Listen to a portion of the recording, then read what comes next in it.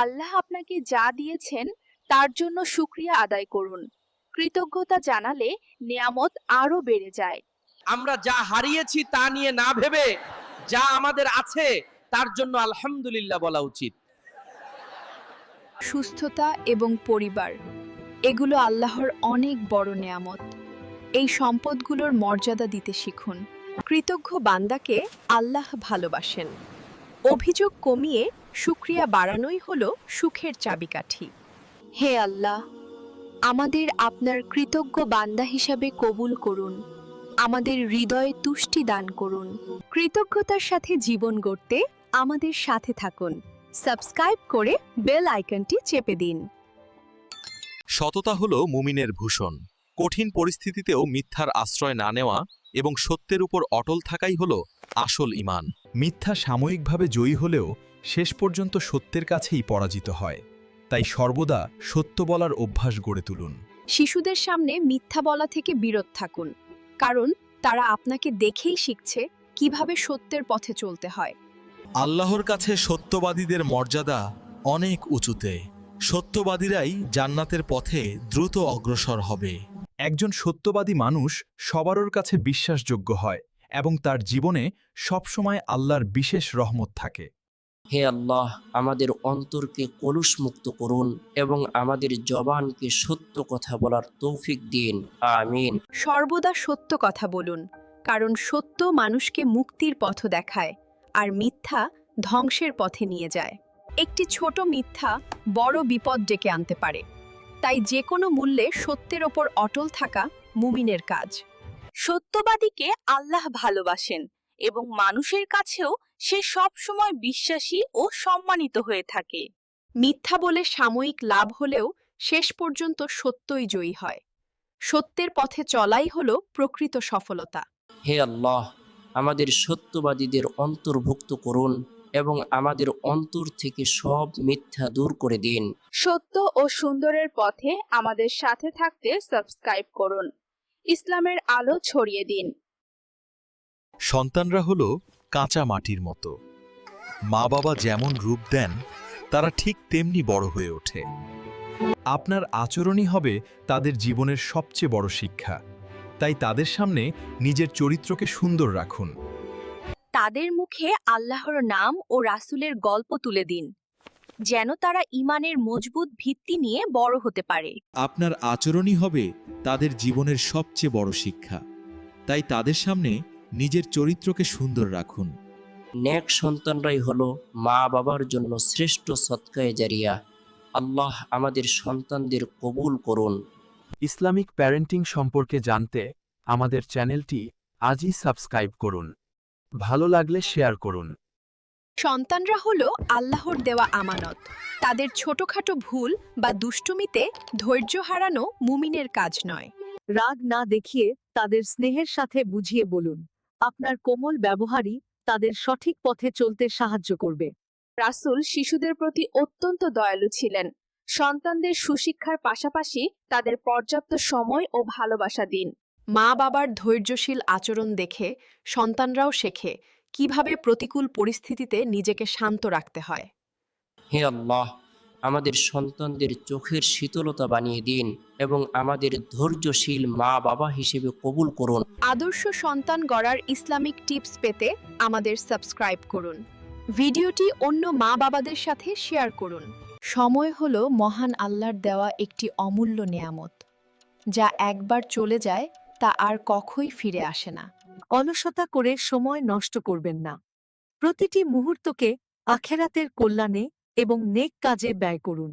রাসূল বলেছেন, দুটি নেয়ামতের বিষয়ে মানুষ প্রায়ই অসতর্ক থাকে: সুস্থতা এবং অবসর সময়। সাবধান হন। আপনার সময়ের সঠিক পরিকল্পনা করুন। আজকের কাজ আগামীকালের জন্য ফেলে রাখা মুমিনের বৈশিষ্ট্য নয়। হে আল্লাহ, আমাদের সময়ের বরকত দিন এবং প্রতিটি ক্ষণ আপনার সন্তুষ্টির কাজে ব্যয় করার তৌফিক দিন। সময়ের সঠিক ব্যবহারে জীবনকে সফল করতে আমাদের সাবস্ক্রাইব করুন। শেয়ার করে অন্যকে মনে করিয়ে দিন।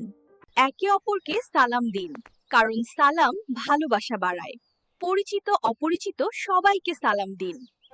আপনার ভাইয়ের দিকে তাকিয়ে মুচকি হাসাও একটি সদকা।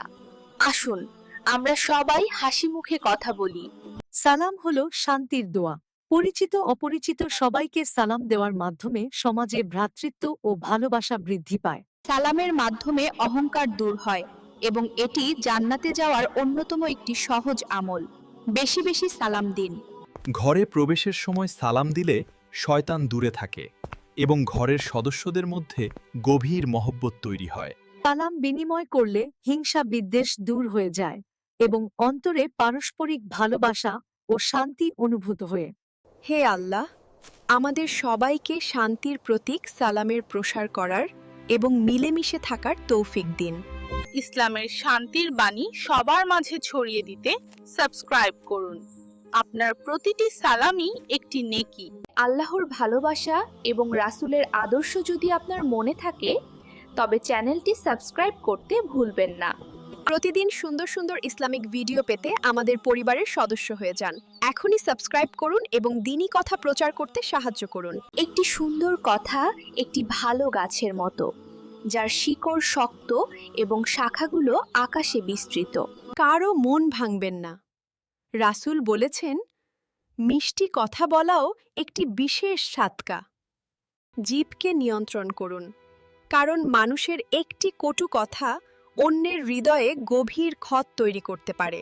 মানুষের সাথে এমনভাবে কথা বলুন যেন আপনার অনুপস্থিতিতে তারা আপনাকে শ্রদ্ধার সাথে স্মরণ করে। জিভকে নিয়ন্ত্রণ করুন, কারণ মানুষের একটি কটু কথা অন্যের হৃদয়ে গভীর ক্ষত তৈরি করতে পারে।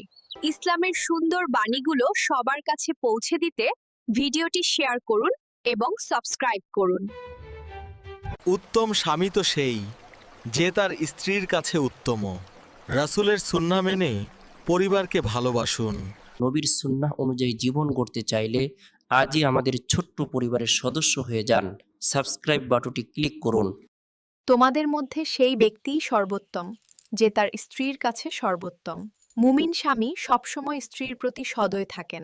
স্ত্রীর কাজে সাহায্য করা কোনো লজ্জার বিষয় নয়, বরং এটি আমাদের প্রিয় নবীজির একটি সুন্নাহ। সংসারে ছোট ছোট বিষয়ে ছাড় দিন। ভালোবাসা এবং ধৈর্যের মাধ্যমেই একটি সুখী জান্নাতি পরিবার গড়ে ওঠে। হে আল্লাহ, আমাদের প্রতিটি ঘরকে রহমত ও ভালোবাসার চাদরে ঢেকে দিন এবং সবার মধ্যে হৃদ্যতা বাড়াইয়ে দিন। সুখী দাম্পত্য জীবনের ইসলামিক টিপস পেতে আমাদের চ্যানেলটি সাবস্ক্রাইব করুন। শেয়ার করে ভালোবাসা ছড়িয়ে দিন। A wife is the queen of the house. Honoring and valuing her brings down Allah's special mercy and blessings upon the home. হালাল জীবিকা অর্জন করা এক বড় ইবাদত। এটি আমাদের জীবনে বরকত নিয়ে আসে। কর্মে সততা ও নিষ্ঠা বজায় রাখো। আল্লাহ সততা ভালোবাসেন। হালাল উপার্জন পরিবারের জন্য শান্তি ও সমৃদ্ধি আনে। এতে ভালোবাসা বাড়ে। হালাল উপার্জন বরকতের উৎস। হারাম উপার্জন জীবন থেকে বরকত ছিনিয়ে নেয়। ছোটবেলা থেকেই পরিশ্রমের মূল্য বুঝতে শেখাও। প্রতিটি সৎ কাজই আল্লাহর পছন্দ।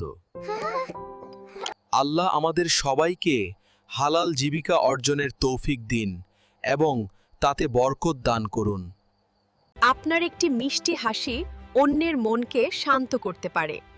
হাসি মুখে কথা বলাও একটি বিশেষ সাদকা। রাসূল সব সময় হাসি মুখে থাকতেন। প্রিয় নবীর এই সুন্নতটি পালন করে নিজের জীবনকে আনন্দময় করে তুলুন। কঠোর ব্যবহার নয়, বরং ভালোবাসার হাসি দিয়ে মানুষের মন জয় করুন। এটি ইসলামের প্রকৃত শিক্ষা। একটি সুন্দর ও প্রশান্তিময় সমাজ গড়ে ওঠে যখন আমরা একে অপরের প্রতি সদয় ও হাসিমুখ হই। হে আল্লাহ, আমাদের হৃদয়কে দয়া দিয়ে ভরে দিন এবং আমাদের সবার জন্য কল্যাণকর হওয়ার তৌফিক দিন। ইসলামের এই সুন্দর রীতিনীতিগুলো সবার কাছে পৌঁছে দিতে সাবস্ক্রাইব করুন। আমাদের সাথেই থাকুন।